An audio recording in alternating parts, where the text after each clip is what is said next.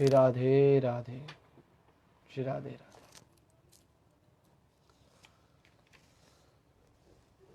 जो जो हमसे जुड़े हुए हैं सभी को मेरा प्रेम पूर्वक राधे राधे। कल जैसे कि गुरु महिमा के ऊपर चर्चा चली थी, मैंने आपको बताया कि गुरु का महत्व क्या होता है। उसी प्रकार से मैं आपको छोटे रूप में आज कथा सुनाऊंगा, श्रवण कराऊंगा भागवत की। प्रथम दिन की महत्तम कहते हैं इसको। भागवत कथा का मतलब ही है भागवत, भक्ति ज्ञान वैराग्य। भागवत भक्ति होना जरूरी है। श्रद्धावानम लभते ज्ञानम। जब तक श्रद्धा नहीं होगी हृदय के अंदर तब तक हमें ज्ञान की प्राप्ति नहीं होगी। क्योंकि जीवन में कोई भी कार्य हम करते हैं उसके लिए हमारे हृदय में श्रद्धा होना आवश्यक है। चाहे हम घर का ही कोई कार्य क्यों नहीं कर रहे हों, घर के प्रति अगर हमारे हृदय में भावना है, श्रद्धा है, तो हमारा घर बहुत अच्छा चलेगा, सुख शांति से चलेगा। अगर हमारे घर के लिए हमारे प्रति भावना नहीं है, हमारे अंदर भावना नहीं है घर को लेकर भी, तो हमारा घर भी अच्छा नहीं चलेगा। इसी प्रकार से अगर हमें देश के प्रति भावना है तो हमारा देश अच्छा चलेगा। अगर हमारे हृदय में देश के प्रति भावना नहीं है तो देश भी अच्छा नहीं चलेगा। अगर हमें अपने जीवन के प्रति भावना है तो हम भक्ति करेंगे तभी हमें सही मार्ग मिलेगा। जब हृदय के अंदर भावना पूर्वक भक्ति करेंगे तब वो भक्ति सफल होगी, अन्यथा वो भक्ति भी सफल नहीं होगी। अगर हम दुनिया को दिखाने के लिए भक्ति करते हैं कि भाई साहब हम रोज़ डेली मंदिर जा रहे हैं, महाराज मंदिर जा रहे हैं, माथा टेक रहे हैं, पर हृदय से नहीं, सिर्फ दिखावे के लिए। अगर हम कोई भी कार्य कर रहे हैं दिखावे के लिए तो वो कार्य सफल नहीं होगा कभी भी। वो कार्य कभी सफल नहीं हो सकता जीवन। और उस कार्य को करने का कोई महत्व भी नहीं है। उस कार्य को करने का कोई महत्व भी नहीं है। और अगर हम वही कार्य अपने हृदय से कर रहे हैं, अगर हम घंटों बैठकर पूजा नहीं कर पा रहे, अगर 5 मिनट भी हम पूजा कर रहे हैं, सिर्फ 5 मिनट, तब भी वो हमारा कार्य सफल हो जाएगा। वो पूजा हमारी ठाकुर जी को लग जाएगी। और अगर हृदय से पूजा नहीं तो हमारी ठाकुर जी को नहीं लगेगी, कभी नहीं लगेगी। कहते हैं कि 56 भोग भी लगा दें हम ठाकुर जी को, और अगर उसमें भाव नहीं हो तो भोग नहीं लगाएंगे। माखन मिश्री या खीर भी बना ठाकुर जी के पास, अगर उसमें भाव हो तो ठाकुर जी इसको अवश्य ग्रहण करेंगे। श्री राधे राधे। इसी प्रकार से गुरु हमें इन्हीं चीजों का ज्ञान देते हैं। कैसे है? नैमिषारण्य में 88,000 ऋषि विराजमान है। यहाँ शौनकादिक ऋषि भी विराजमान है और ज्ञान यज्ञ कर रहे हैं। ज्ञान यज्ञ जो कभी संपूर्ण न होने वाला यज्ञ है। एक ऐसा यज्ञ जो ज्ञान यज्ञ है, जो कभी संपूर्ण नहीं हो सकता है। क्या ज्ञान का सागर कभी संपूर्ण हो सकता है? कभी नहीं। क्या कोई व्यक्ति ये बोल सकता है कि मैं परम ज्ञानी हूँ, या कोई व्यक्ति ये बोल सकता है कि मुझे बहुत ज्ञान है, मेरे इतना कोई ज्ञानी नहीं है? क्योंकि अगर किसी को ज्ञान है तो वो ये नहीं बोलेगा कि मुझे बहुत ज्ञान है, ये कभी नहीं बोलेगा। वो बोलेगा कि मैं कुछ नहीं जानता, मुझे कुछ पता ही नहीं है। क्योंकि देखिए, ज्ञानी कोई नहीं हो सकता। एक छोटा सा बालक भी आकर आपको ज्ञान दे सकता है, छोटा सा बच्चा भी आकर आपको ज्ञान दे सकता है। आपका पूरा जीवन निकल गया ज्ञान को प्राप्त करने के लिए, पूरा जीवन आपका निकल गया ज्ञान को प्राप्त करने के लिए, पर आपको ज्ञान की प्राप्ति उतनी नहीं हो पाई जो 4 साल का बच्चा आके आपको ज्ञान दे जा सकता है। तो इसलिए कभी भी अभिमान नहीं करना चाहिए जीवन में। जो अभिमान करते हैं वो ज्ञानी नहीं होते, और जो ज्ञानी होते हैं वो अभिमान नहीं करते। कभी किसी गुरु के मुख से सुना है कि मैं गुरु हूं? कहीं सुना है आपने? नहीं सुना होगा। क्यों नहीं सुना होगा? क्योंकि उनको अभिमान नहीं होता, उनको ज्ञान होता है। और जहाँ ज्ञान होता है वहाँ अभिमान की कोई जगह ही नहीं है, दूर दराज तक कोई जगह नहीं है। वहां पर परम श्रद्धेय सूत जी महाराज पधारते हैं। तो सूत जी महाराज को देखकर ऋषि उनको सुंदर आसन देते हैं एवं उनसे विनती करते हैं और कहते हैं कि प्रभु, आपका जो ज्ञान है वो करोड़ों सूर्य के समान है, करोड़ों सूर्य के समान है, और हमारे हृदय के पाप रूपी तिमर को नाश करने के लिए प्राप्त है। आप ऐसी कृपा करें, आप प्रभु ऐसी कृपा करें। ये गुरु से कह रहे हैं आपको। देखिए, गुरु की महिमा अति उत्तम है, अति उत्तम है गुरु की महिमा। अगर आप देखें तो सृष्टि के अंदर अगर गुरु नहीं है तो कुछ नहीं है। जैसा कि मैंने कल भी आपको बोला था, गुरु गोविंद दोनों खड़े काके लागू पावर बलियारी उस गुरु की जो गोविंदियो मिलाए। तो प्रभु उनको बोले कि आप सूर्य के समान है और हमारे पाप रूपी तिमर को नाश करने के लिए पर्याप्त है। आप ऐसी कृपा करें, आप ऐसी कृपा करें महाराज कि जो आपको गुरु कृपा से आपको प्रसादी मिली है वो हम सब में थोड़ी थोड़ी बांट दे, जिससे हमारा जीवन धन्य हो जाए, जिससे हमारा जीवन धन्य हो जाए। तब महाराज कहते हैं कि मैं आपको श्रीमद् भागवत कथा का पाठ,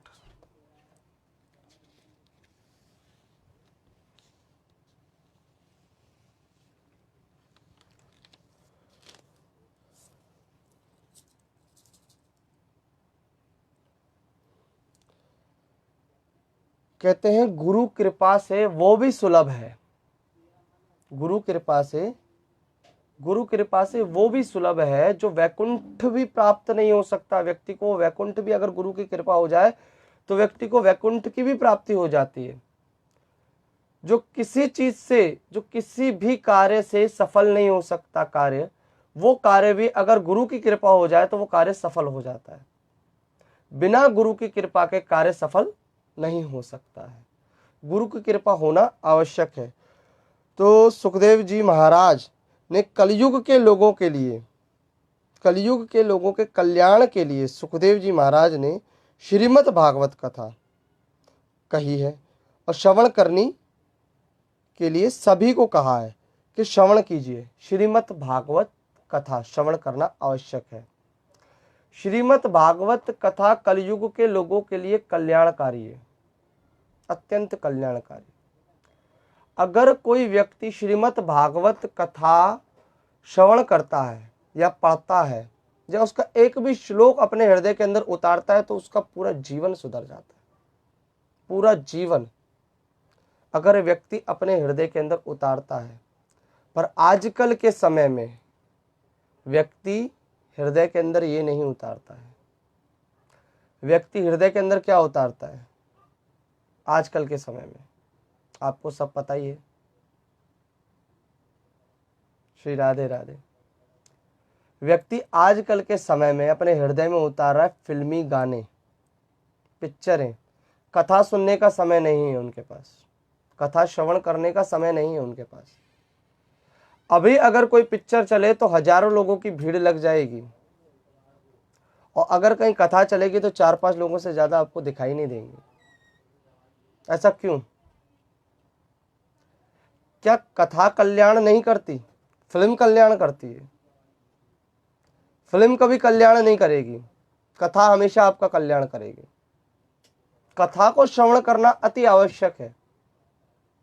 मतलब कथा को अगर श्रवण किया आपने, कथा के बताए हुए नक्शे कदम पर आप चल लिए तो आपका जीवन धन्य हो जाएगा।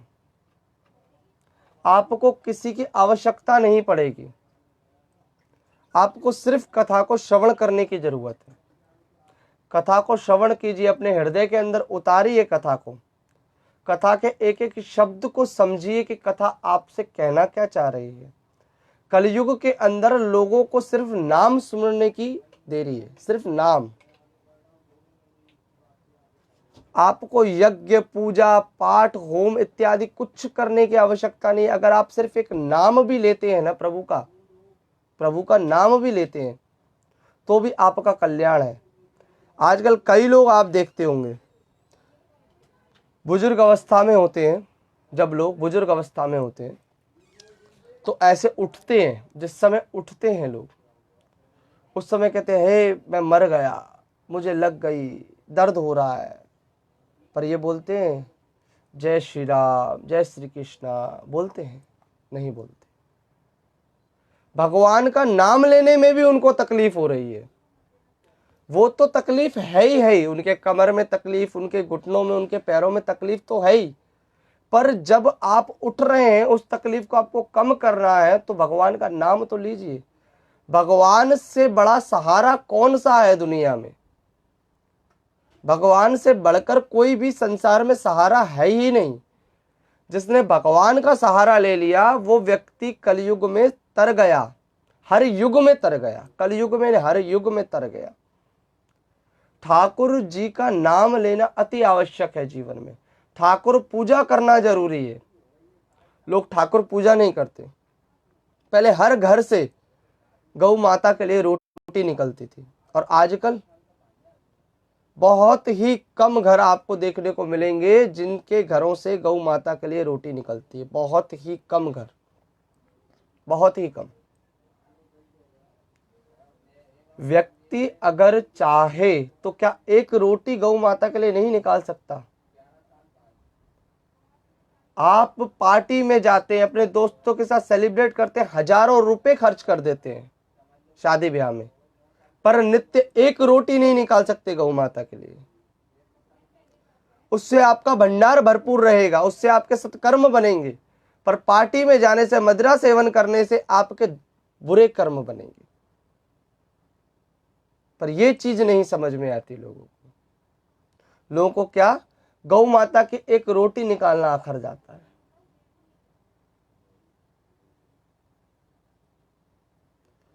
गौ माता की रोटी निकालना अति आवश्यक। अगर आप हिंदू हैं, अगर आप हिंदू हैं, ठाकुर जी के भक्त हैं, ठाकुर जी को मानते हैं, कृष्ण भक्त हैं, भगवान में विश्वास है आपको, तो आपको गौ माता की रोटी निकालना बहुत जरूरी है। गौ माता की आप रोटी निकालिए, देखिए आपके घर से कितने कष्टों का निवारण हो जाएगा। आपके घर से सारे कष्ट चले जाएंगे, आपके सारे कष्टों का निवारण हो जाएगा। आपको कोई और उपाय करने की आवश्यकता नहीं पड़ेगी, सिर्फ एक गौ माता को रोटी निकालने से। अगर आप नित्य गौ माता को रोटी निकालते हैं तो लोग कहते हैं महाराज जी हमारे शरीर में अत्यंत पीड़ा हो रही है, बहुत तकलीफ हो रही है। आप गौ माता को रोटी निकालिए, व्यापार में नुकसान, आप गौ माता को रोटी निकालिए। आपका कोई भी कार्य क्यों ना रुका हुआ हो, आप गौ माता को रोटी निकालिए, फिर देखिए आपके हर कार्य। ठाकुर जी की पूजा कीजिए। कितने लोग ऐसे होते हैं कथा के अंदर आते हैं, कथा के अंदर हम सबसे पूछते हैं कि कितने लोग ठाकुर जी के भक्त हैं, सब हाथ उठाते हैं, जितने भी होते हैं सब के सब हाथ उठाते हैं। हम कहते हैं महाराज एक बात बताइए, आप में से कितने लोग हैं जो गौ माता की रोटी निकालते हैं? आधे लोगों का हाथ उठता है, आधे का उठता ही नहीं। महाराज श्री राधे राधे। फिर हम पूछते हैं आप ठाकुर भक्त हैं? हाँ महाराज, सब बोलते हैं ठाकुर भक्त, सब हाथ उठाया सबने, सब ठाकुर भक्त हैं। फिर से अब एक बात बताइए, आप कितने लोग ठाकुर सेवा रोज करते हैं, ठाकुर जी को स्नान कराते हैं, कपड़े पहनाते हैं, माखन मिश्री का भोग लगाते हैं? तुम्हारा आधे लोगों का फिर हाथ उठता और आधों का फिर नहीं उठता। फिर हम पूछते किस किस ने कथा कितनी कितनी बार, कई बार श्रवण कर रखी है या पहली बार कर रहे हो कथा श्रवण? जिसने पहली बार की है कथा श्रवण वो हाथ उठाए तो किसी का हाथ नहीं उठता, और जिसने कई बार कथा श्रवण कर रखी वो हाथ उठाए तो सभी हाथ उठाते हैं। महाराज इतनी बार आपने कथा का श्रवण किया पर आपको ठाकुर भक्ति नहीं आई, और आप अपने आप को ठाकुर के भक्त कहते हैं। ना आप ठाकुर जी को स्नान कराते हैं, ना आप गौ माता की रोटी निकालते हैं, ना ठाकुर जी को माखन मिश्री का भोग लगाते हैं, आप ठाकुर जी के भक्त हो गए। कथा श्रवण कर रहे हैं, आप कथा से समझ क्या रहे हैं? तेरा तुझको अर्पण क्या लागे मेरा। वहीं का वहीं जो पंडित जी ने समझाया, महाराज जी ने, व्यास जी ने जो बोला व्यासपीठ से, वो सुना, वो व्यास जी को ही अर्पण करके वापस आ गए कि व्यास जी अपना ज्ञान आप अपने पास रखिए। महाराज बोलो राधे राधे। क्या मतलब है? ऐसी कथा सुनने का कोई महत्व नहीं है अगर आप उस कथा को समझ नहीं रहे हैं तो। अभी कहीं पर भी कोई भी व्यक्ति कहीं पर भी कोई भी कार्य करने लगे, उसको देखकर 10 लोग कार्य करने लगेंगे। पर कोई व्यक्ति अगर कुछ पुण्य करेगा तो उसको देखकर लोग पुण्य नहीं करेंगे। कोई गलत काम करेगा तो उसको देखकर गलत काम अवश्य करेंगे। कोई जुआ खेल रहा है तो उसको देखकर जुआ खेलने बैठ जाएंगे। 4 जने और 4 मित्र और जुआ खेलने बैठ जाएंगे। पर अगर वही व्यक्ति कोई धर्म का कार्य करेगा तो वो 4 लोग नहीं आएंगे। धर्म के कार्य से लोग इतना दूर भगते हैं महाराज, गलत है। बोलो श्री राधे राधे।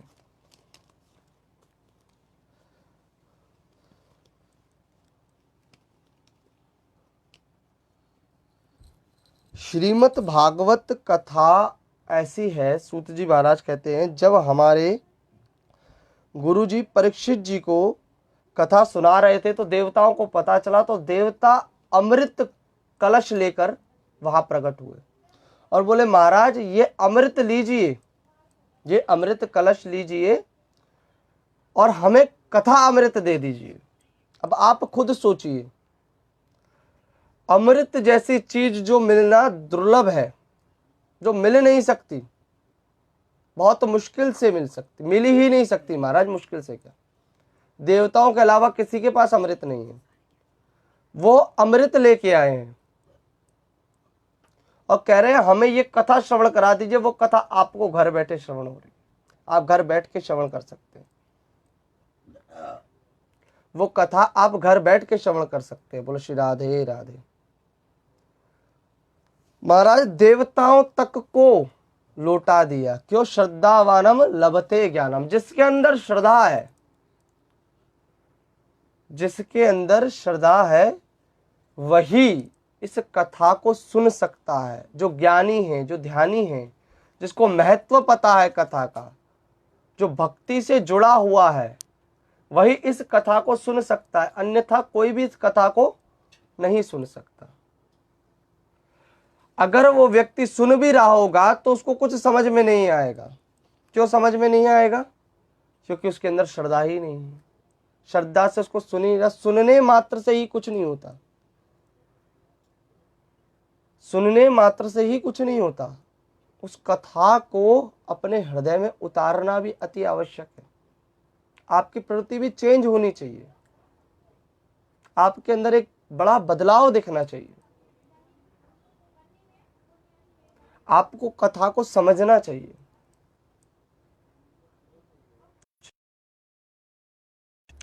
देवताओं तक को लौटा दिया गया और परीक्षित जी को कथा सुनाई। एक बार की बात है, विशालपुरी बद्रीनारायण धाम में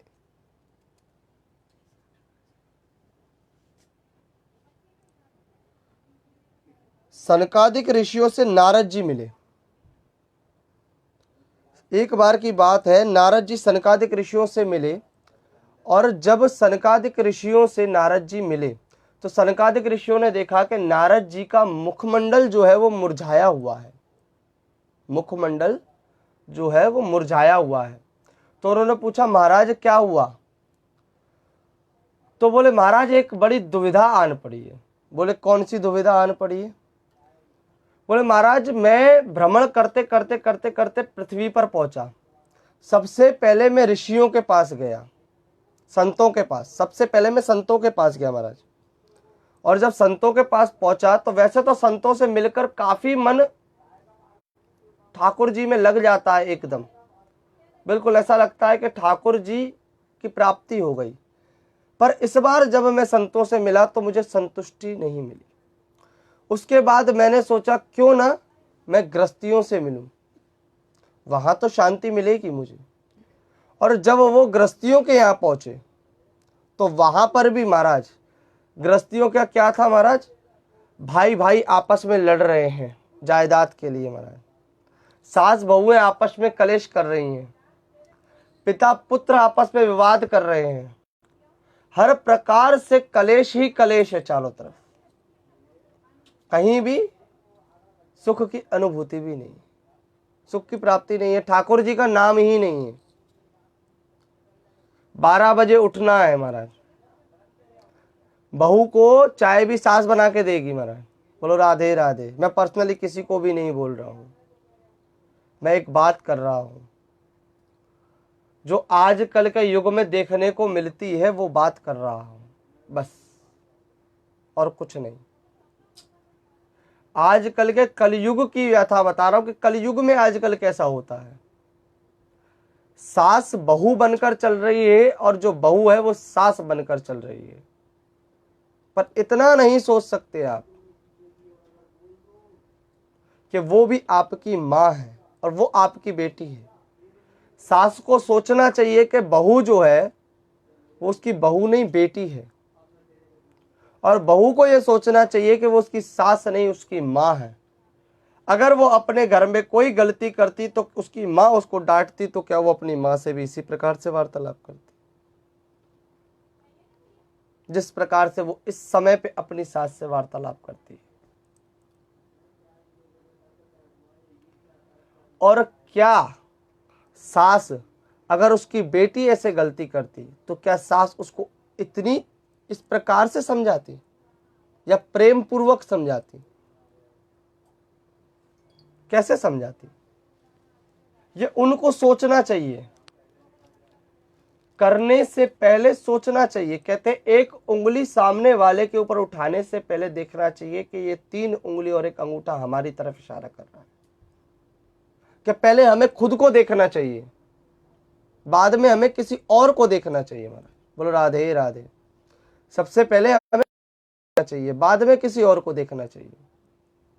पर ऐसा नहीं करते। क्या वो सास है तो सास बन के रहेगी, वो बहू है तो बहू बन। चलो राधे राधे बोलो, राधे राधे। तो महाराज बोला कि गृहस्थियों के यहाँ पर भी हमें शांति नहीं मिली। फिर हम घूमते घूमते घूमते घूमते वृंदावन पहुंचे। वहां हमने एक दृश्य देखा। क्या दृश्य देखा? कि एक युवान स्त्री है, उसकी गोदी में उसके पास 2 वृद्ध पुरुष मूर्छित अवस्था में पड़े हुए हैं, 2 वृद्ध पुरुष। वहां पर जाकर देखा और पूछा तो उसने बोला, प्रभु आप कौन? तो बोला मैं भक्ति हूं और ये मेरे पुत्र ज्ञान और वैराग्य है। मैं कई जगह गई, जहां पर पाखंड अधिकता वहां मैं वृद्ध हो गई, और जहां प्रभु का नाम होता वहां मैं युवान हो गई। पर यहां मेरे पुत्र ज्ञान और वैराग्य ये दोनों ही वृद्ध हो गए हैं, और मैं इनकी मां होकर युवान हूं और मेरे पुत्र वृद्ध हो गए हैं। अगर इनका कुछ नहीं हुआ, मेरे पुत्रों का कल्याण नहीं हुआ, तो मैं यहां से चली जाऊंगी। तब नारद जी ने कई वेदों का पाठ कराया, कई यज्ञ कराए, कथाएं कराई, होम कराया, हवन कराया, इत्यादि सब कराया, पर उनसे उनको कुछ लाभ नहीं हुआ। तब उनको सनकादिक ऋषियों ने कहा कि महाराज अगर आप कुछ कराना ही चाहते हैं तो श्रीमद् भागवत महापुराण, श्रीमद् भागवत का पाठ कराइए। तो उन्होंने बोला कि श्रीमद् भागवत ऋग्वेद, यजुर्वेद, सामवेद, अथर्व, इन चारों वेदों का तो पाठ हो चुका है। ये श्रीमद् भागवत भी तो उसका सारी तो है, और है क्या?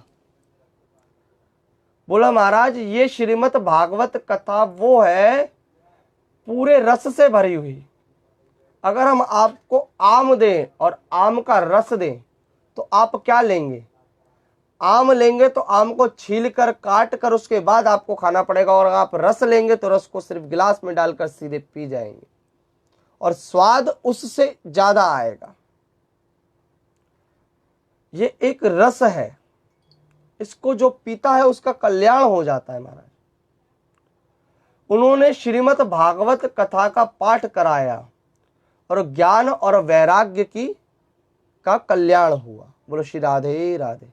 जब उनका कल्याण हो सकता है तो आपका नहीं हो सकता। व्यक्ति जीवन में बहुत गलतियां करता है, बहुत सारी, पर अगर समय रहते उसको ज्ञान प्राप्त हो जाए, सही मार्ग मिल जाए, तो वो व्यक्ति सतमार्ग पे निकल जाता है, वो व्यक्ति बहुत आगे बढ़ जाता है। पर व्यक्ति को अपने आप को ज्ञान के मार्ग पे चलाना पड़ेगा, व्यक्ति को ज्ञान के मार्ग पर पहुंचना पड़ेगा। महाराज जब तक ज्ञान को नहीं समझेगा तब तक उसका कल्याण नहीं होगा। जो उसका धर्म है, जो उसका कर्म है, उसको वो करना ही पड़ेगा।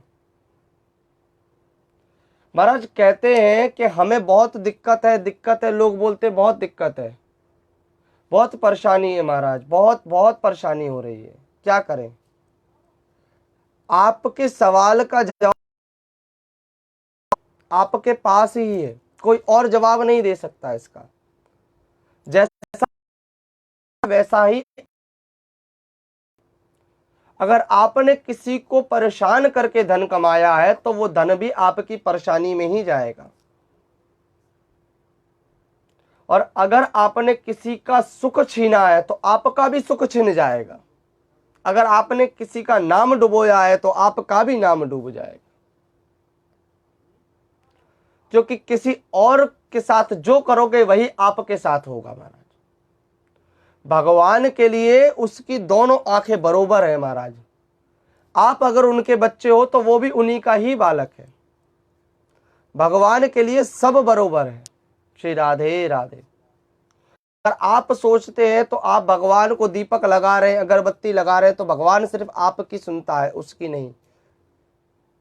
अगर आप उसमें भी श्रद्धा नहीं रख रहे हैं, अपना मतलब रख रहे हैं कि आज मैं भगवान को अगरबत्ती लगाऊंगा तो मेरा व्यापार अच्छा चलेगा, तुम्हारा व्यापार तो अच्छा चलेगा, पर आपकी भक्ति नहीं बनी महाराज। आपको ज्ञान नहीं है उस चीज का। आपको ठाकुर जी को प्रसन्न करना है और कहना है ठाकुर जी जो है तुम्हारा है, तुम्हें ही करना है, हम कुछ नहीं करते, हम कुछ नहीं जानते।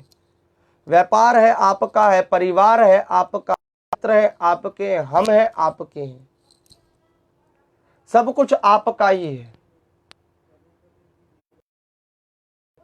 हम सबको जीवन में सिर्फ 7 दिन ही तो हैं जीने के लिए, 8वां दिन है कहाँ?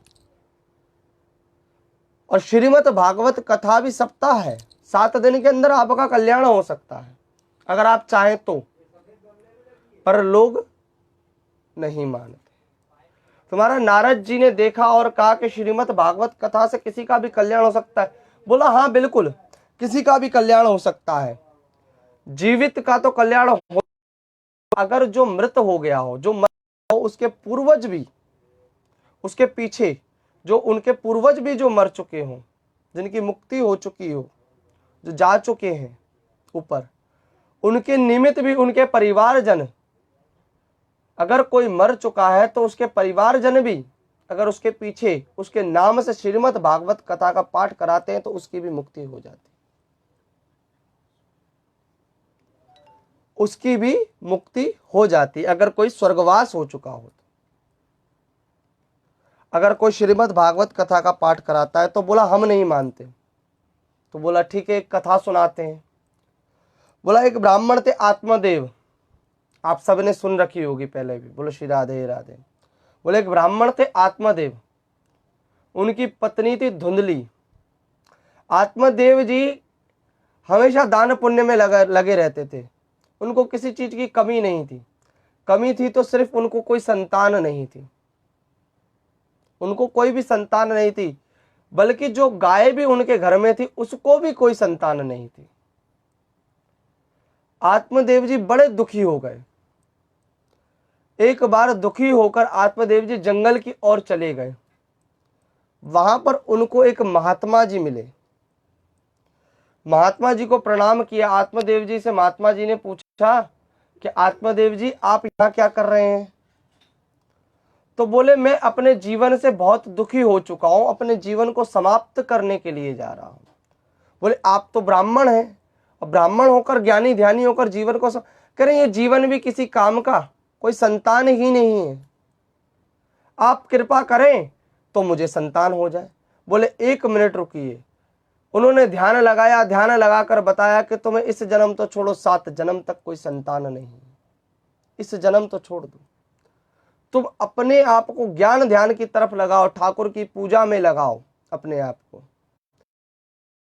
प्रार्थना करो महाराज, शायद आपका कल्याण हो जाए।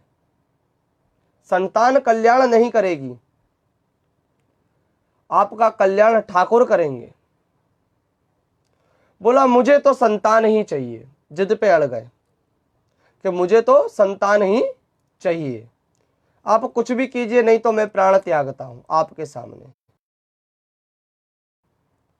अगर तुम इतना जिद कर रहे हो तो मैं एक फल देता हूं, इस फल को ले जाओ और अपनी पत्नी को दो। 9 महीने बाद तुम्हारे यहां एक पुत्र का जन्म होगा जो अत्यंत ज्ञानी ध्यानी होगा, जिससे तुम्हारे वंश का कल्याण होगा। बोला ठीक है महाराज। गए, खुशी मैं फल लेके आया हूं, जाकर पत्नी को दिया। उनकी पत्नी प्रसव पीड़ा से डरकर उसने वो फल गाय को खिला दिया। फल गाय को खिला दिया। अब बोला कि अब क्या करूं, तो जो उसकी बहन थी, उसकी बहन को भी बालक होने वाला था। उसने अपनी बहन से बात की, बोले कि मेरे पास बालक बहुत है और तेरे पास धन बहुत है धुंधली। बोले हाँ। बोले थोड़ा धन तू मुझे दे दे और मेरे बालक को तू ले ले। बोले ठीक है, ऐसा कर लेते हैं। व्यक्ति की मति धुंधली हो जाती है, व्यक्ति की मति धुंधली हो जाती है और धुंधले ही काम होने लगते हैं। व्यक्ति जो सोचता है कि मैं सर्वश्रेष्ठ में सबसे आगे चल रहा हूं, एक कदम आगे चल रहा हूं हर किसी से, तो वो गलत है। आपसे भी आगे भगवान चल रहा है, कई गुना ज्यादा आगे। जिसने सृष्टि की रचना की है वो आपसे भी आगे चल रहा है। लोग सोचते हैं 4 दीवारी बंद के अंदर हम कुछ भी कर लेंगे, कोई नहीं देखेगा। कोई देखे नहीं देखे, भगवान अवश्य देखेगा। लोग सोचते हैं हम किसी की बुराई कर रहे हैं, कोई नहीं सुनेगा। कोई सुने नहीं सुने, भगवान अवश्य सुनेगा। और कोई दूसरा आपका उस कर्म का फैसला नहीं कर सकता। आपके कर्म का फैसला करना किसको है? भगवान को करना है। तो जब वो सुन रहा है तो आपको यह सोचना चाहिए कि भगवान सब सुन रहा है, भगवान सब देख रहा है, वही मेरे कर्म का फैसला करेगा। जिस प्रकार से 1000 गायों के बीच में बछड़ा अपनी मां को पहचान लेता है, इस प्रकार से कर्म अपने करतार को 1000 लोगों के बीच में पहचान लेता है। महाराज मैं इसका किया हुआ कर्म हूं, उस प्रकार से कर्म अपने करतार को पहचान लेता है। श्री राधे राधे। तो महाराज फल जो था वो गौ माता को खिला दिया और महाराज बोला कि मैं प्रसव करूंगी अपने मायके में, बालक लेके ही आऊंगी मायके से। बोला ठीक है महाराज। कुछ समय बाद आत्मदेव जी को पता चला कि उनके घर पे एक सुंदर बालक का जन्म हुआ है। और जो इधर जिस गाय को फल खिलाया था उस गाय को भी एक बालक हुआ। उस बालक का पूरा शरीर मनुष्य का था, सिर्फ 2 कान उसके गाय के थे। आत्मदेव जी ने उसका नाम रखा गौकर्ण जी महाराज। बोल गौकर्ण महाराज की जय। अब इधर जो बालक हुआ, चलो इनका नहीं, मेरा पुत्र है, मैं नाम प्रसव पीड़ा सही है। धुंधली का पुत्र है तो इसका नाम मैं रखूंगी धुंधकारी। तो महाराज जब मतली धुंधली हो जाती है तो होता है धुंधकारी। वो श्री राधे राधे। अब महाराज जो गौकर्ण जी थे वो शुरू से ही लेकर ज्ञान ध्यान भक्ति में लगे रहते थे, क्योंकि महाराज दिया हुआ फल तुम्हारा उत्तम ही निकलेगा, आशीर्वाद गुरु का दिया हुआ। और महाराज ये जो था धुंधकारी, महाराज धुंधकारी जो था सारे बुरे कामों में था। जुआ वो करे, मदरा पान वो करे, सर्व कार्य वो करे। जितने संसार के बुरे कार्य थे सब कार्य धुंधकारी करते थे। तो महाराज क्या हुआ, एक बार आत्मदेव जी बड़े थक गए, परेशान हो गए। बोले मैं क्या करूं? तो गौकर्ण जी ने बोला आप वन जाइए, तपस्या कीजिए, ठाकुर जी की प्राप्ति कीजिए। आत्मदेव जी सबको छोड़ छाड़ कर ठाकुर जी की प्राप्ति के लिए निकल गए। बोलो श्री राधे राधे। ठाकुर जी की प्राप्ति के लिए निकल गए। इधर गौकर्ण जी तीर्थ यात्रा पर निकल गए। अब धुंधकारी और धुंधकारी की माँ धुंधली अकेली। एक बार धुंधकारी ने जुआ खेलने के लिए, मदिरा पान के लिए अपनी माँ से पैसे मांगे। उसकी माँ ने मना किया तो अपनी माँ को खूब मार पीट कर पैसे लेकर चला गया। उसकी माँ ने बोला ऐसा पुत्र है, ऐसा पुत्र ना होता तो ज्यादा बढ़िया, बोलकर उसकी माँ कुएं में कूद कर अपने प्राण दे दिए धुंधली ने। बोले श्री राधे राधे। अब महाराज धुंधकारी तो बिल्कुल आजाद हो गया। धुंधकारी बिल्कुल आजाद हो गया महाराज। न भाई है, न माँ है, न पिता है। महाराज उसने 5 वेश्याओं को घर लाकर रख लिया और उनके साथ रहने लगा और कई चोरियां करने लगा और मदिरा का पान करने लगा। एक दिन राजा के यहाँ चोरी कर कर आया। चोरी कर कर जैसे ही आया, बड़ी चोरी कर कर आया महाराज। वेश्याओं ने सोचा ये तो आए दिन नित्य चोरी करता है, किसी न किसी दिन राजा इसको पकड़ ही लेगा और इसको पकड़ेगा तो मृत्यु दंड देगा, इसके साथ साथ हमें भी मृत्यु दंड मिलेगा महाराज। तो महाराज क्या किया, उन्होंने इसको खूब मदिरा पान कराई, खूब पहले तो खूब मदिरा पान कराई महाराज। मदिरा पान कराने के बाद जब ये बिल्कुल घैरोश हो गया महाराज, तो जमीन में गड्ढा खोदा, उस गड्ढे में इसको डाला और खूब मारा महाराज। रस्सी से इसके गले को दबाया महाराज बुरी तरीके से। तब भी धुंधकारी के प्राण नहीं निकल रहे थे। तुम्हारा वेश्याओं ने मिलकर उसके मुंह में जलते हुए कोयले डाल दिए, जिससे उसकी मृत्यु हो गई महाराज। श्री राधे राधे। जो व्यक्ति बुरा कर्म करता है उसकी मृत्यु भी बहुत बुरी होती है महाराज, बहुत बुरी मृत्यु होती है महाराज। कलयुग के अंदर आप कथा को सुनिए, आपका कल्याण हो जाएगा। उसको धारण कीजिए, आपका कल्याण हो जाएगा। आपको आपकी प्रवृत्ति बदल जाएगी महाराज। जो सुनने के बाद, समझने के बाद भी ये कार्य करे, उनसे बढ़कर कोई मूर्ख नहीं हो सकता संसार में। और श्री राधे राधे। महाराज उनकी मृत्यु हो गई। कुछ समय बाद गौकर्ण जी अपने गांव वापस आए। अपने गांव वापस आए, रात्रि में सो रहे थे तो कभी बकरी बनकर धुंधकारी उनको सता रहा था। वो तो प्रेत बन गया, अकाल मृत्यु हो गई। मुंह में कोयले डालकर मारा गया, अकाल मृत्यु हो गई महाराज। कभी प्रेत बनकर उनको सता रहा था तो कभी बकरी बनकर आवाज, कभी शेर बनकर आवाज। गौकर्ण जी उठे, हाथ में जल लिया, बोला कौन है तू? अगर बोला नहीं तो जल डालूंगा, अभी भस्म कर दूंगा। बोला भैया मैं आपका भाई हूं धुंधकारी। बोले तुम्हारी मुक्ति नहीं हुई? बोले नहीं। बोले मुझे तुम्हारी खबर मिली थी, मैंने तो तुम्हारे गया जी, बद्रीनाथ, सब जगह मैंने पिंडदान करा दिया। बोले ऐसे 100 पिंडदान भी करा दोगे, 1000 पिंडदान भी करा दोगे, तब भी मेरी मुक्ति नहीं होगी। मेरे पाप इतने घोर हैं, मैंने इतने बड़े पाप किए हैं कि मेरी मुक्ति नहीं होगी। आप कृपा करके मेरी मुक्ति कीजिए, मेरी मुक्ति का कोई मार्ग निकालिए महाराज। तो बोला ठीक है, अभी तुम जाओ, सुबह बात करते हैं। महाराज सुबह के समय सूर्य देव को जल चढ़ाते समय अपने तप के बल पर सूर्य देव की गति को रोका और उनसे पूछा कि धुंधकारी की मुक्ति। उन्होंने कहा श्रीमद् भागवत कथा का पाठ कराइए, श्रीमद् भागवत सप्ताह रखिए, जिससे कि उनकी मुक्ति हो।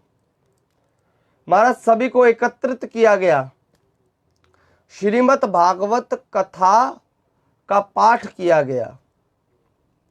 जब कथा हो रही थी तो महाराज साइड में एक 7 गांठ वाला बांस रखा गया, 7 गांठ वाला बांस रखा गया। उसके ऊपर धुंधकारी जी बैठकर कथा का श्रवण करते थे। धुंधकारी कथा का श्रवण कर रहा था, गौकर्ण जी कथा बाँच रहे थे। 7 दिन, जैसे जैसे एक दिन पूरा हो, एक दिन की कथा पूरी हो, वैसे एक गांठ फट जाए। दूसरे दिन की कथा पूरी हो, दूसरी गांठ फट जाए। तीसरे दिन की कथा पूरी हो, तीसरी गांठ। चौथे दिन की चौथी, पांचवें दिन की पांचवी, छठवें दिन की छठवीं और 7वें दिन की 7वीं। जैसे ही 7वें दिन की कथा संपूर्ण हुई, वैसे ही वो कमल के फूल की तरह बांस खिल गया और उसके अंदर से एक सूक्ष्म आत्मा निकली बाहर और धुंधकारी की मुक्ति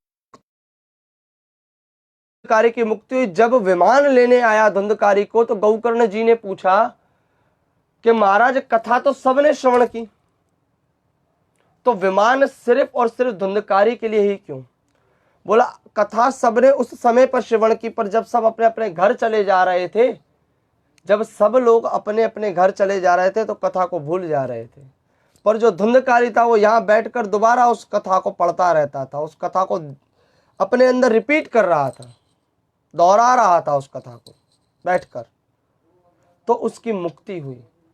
कथा को समझने से, कथा को दोहराने समझने से, उसके एक एक शब्द को अपने हृदय के अंदर ध्याने से ही व्यक्ति की मुक्ति हो सकती है, अन्यथा नहीं हो सकती व्यक्ति की मुक्ति। श्री राधे राधे। तो धुंधकारी की मुक्ति, उसके बाद प्रभु दोबारा जब कथा की तो सबने कथा का श्रवण किया और प्रभु सबकी मुक्ति हुई। श्री राधे राधे। मैंने संक्षेप में आपको श्रीमद् भागवत कथा का थोड़ा सा श्रवण कराया। अभी इस समय पे एक कथा याद आ रही है, छोटी सी। मैं आपको एक कथा सुनाता हूं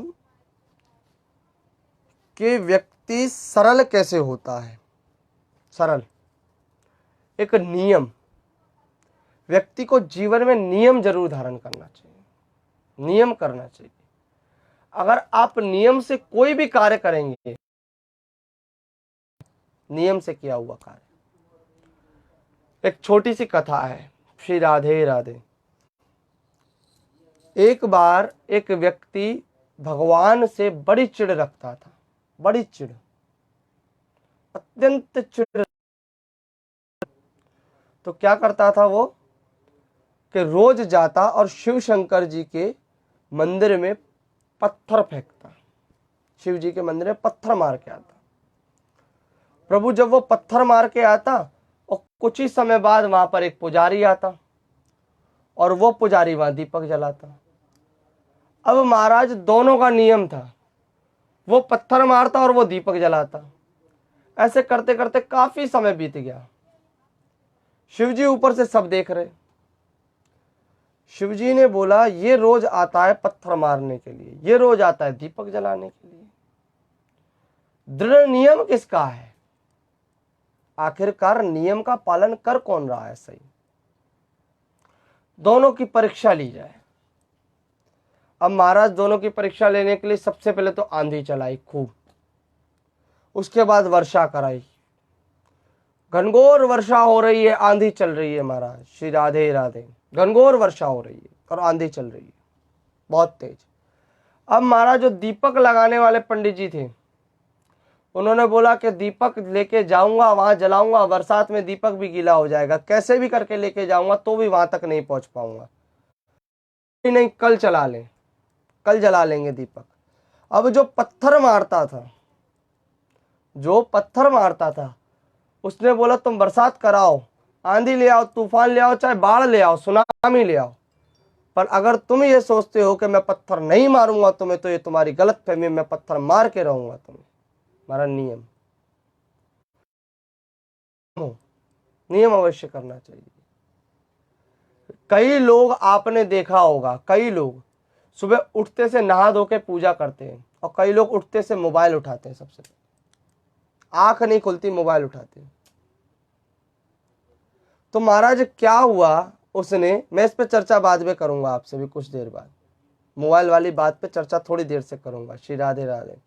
तो महाराज क्या हुआ, गया और पत्थर लिया, पत्थर जैसे ही मारा वही महादेव प्रकट हो गए, वही शंकर जी प्रकट हो गए और बोला मांगो क्या वर मांगते हो।